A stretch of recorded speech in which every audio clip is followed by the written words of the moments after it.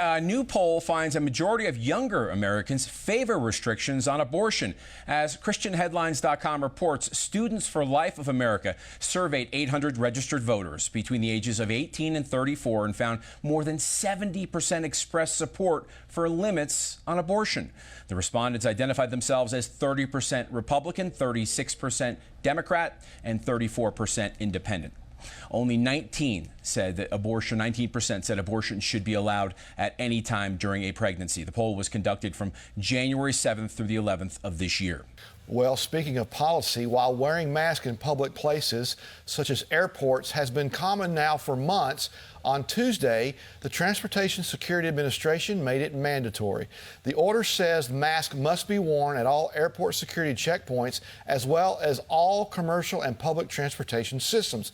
It also says that all children over the age of 2 must wear masks, or they will not be allowed in airport terminals or gate areas. The mask mandate is expected to stay in place until at least May. Senate Majority Leader Democrat Chuck Schumer of New York on Tuesday announced who will be leading a number of very important committees. Now, even though technically he's an independent, Vermont Senator Bernie Sanders was given the powerful role of Senate Budget Committee chairman. Mark Warner of Virginia will take over the Senate Intelligence Committee. West Virginia Senator Joe Manchin will head the Energy and Natural Resources Committee, and Dick Durbin of Illinois will take over the Senate Judiciary Committee from California's Barbara Feinstein. All right, Mike, thank you. We'll get back to you in just a few moments. Let's bring in our contributor today, John Graves. John, a lot of things to unpack here in this first part of the news.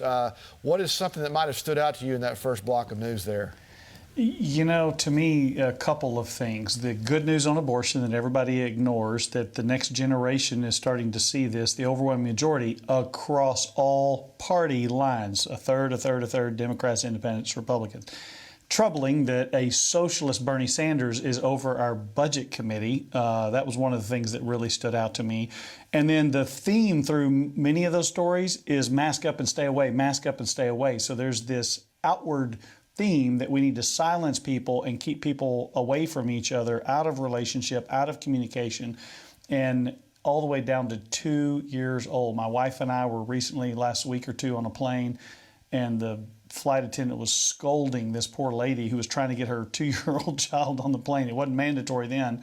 I guess now it will be. It's a shame to me that there's that level of control for something that, as the expert supposedly says, even teachers don't need vaccines. It doesn't prove anything. It's troubling times that we live in. John, I remember when Dr. Fauci said that masks aren't required or necessary. It seems like the further we get, remember they were going to flatten the curve, and we've been at this now for about a year. And we find ourselves with another impeachment trial, just like we were a year ago. And we've talked about the constitutionality of that. It seems like the ruling class is not going to let us get ahead with all these stories. Your thoughts? It's true, Greg. And the troubling thing is what we're seeing here is we use the excuse of COVID to violate the Constitution, to change what the state legislators said about elections and let people vote late, people vote in ways they shouldn't vote, people not be verified to vote. And they're using the same thing to bring greater and greater government regulation and attack personal freedoms, personal liberties. And those are the things a lot of people don't understand. That was the essence of the foundation of this whole nation. So we're at a pivotal moment, and it's going to be interesting to see. There's one of the ways I would say this is when we talked about big tech, Mike was telling that story. It was incredible to me that DeSantis, the governor of Florida, is actually doing practical things about this. But there are 100 million digital refugees in our nation now. People like us that are being silenced because they don't agree with our positions over these things. And so something's going to rise up for that to answer those people. There's a need, and there needs to be an opportunity for them to speak, and somebody needs to deal with it. So I commend him for that. So, John, before we go into our next guest here, we had Chris Ann Hall on with us this morning, and she's a constitutional expert. And she was talking about the states, each individual state, each individual governor, Article 10 or the Constitution has more power, that we've ceded our power to the federal government. What's your thoughts on that? It's very true. The two things that people don't talk about are the separation of powers and federalism, which is the 10th Amendment, where the states are the ones that should have these powers. I think you're going to see that with abortion coming up. Thankfully, that's the silver lining in all the bad news that's going on in the world today. And the states have let that go because these are complicated problems to solve. And so I love seeing a state like Florida.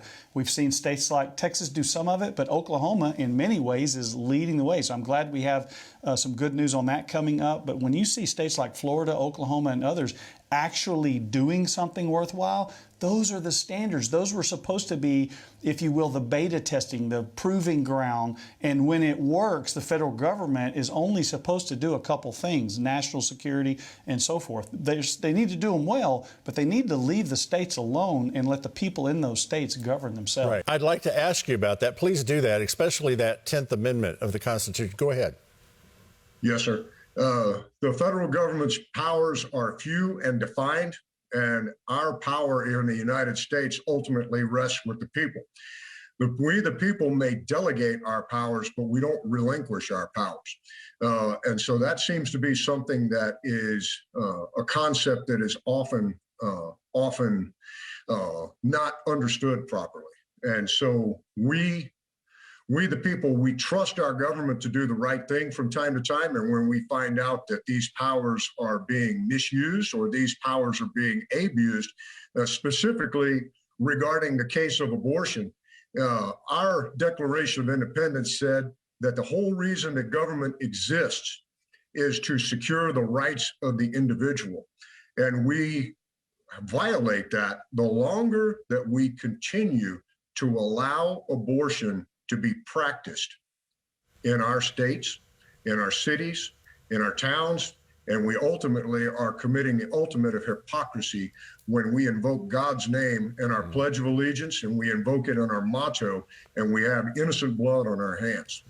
Wow. The Mayflower Compact, better men and women than I will ever be, stated that the reason that they came here was for the glory of God and for the advancement of the Christian faith. That being the case, every piece of legislation that we act on, everything that we do must, if we're going to be true to who we are, fall in line with those two precepts. Okay, that's so true. Thank you, sir, for doing that. John Graves, I know you're nodding your head. You wanted to jump in on that. Your thoughts? I love that. What he's pointing out, the Mayflower Compact, a lot of people forget because they're fighting about the 1619 Project, which is an absolute farce to teach our children to hate America. The 1776 Project, which Biden has already shut down, Trump started to do it. But the real compact is bigger than the government of this country that started then. The Mayflower Compact, the anniversary, the 400th anniversary, was last November. And the first covenant was with God. And then if it's not God first and then men and then government, it does not work. Our government is not meant to work with a godless people. And so I love that he's pointing people back to the real foundation, back to the ultimate priority. And we have to keep people focused on that. We can hold on to that and we can bring that back into this country, but we've got a resistance on our hands. And so we have to stay focused and optimistic and persistent in that. Your thought on the last half of the news that we're going here? I'm excited to see people like Senator Hamilton.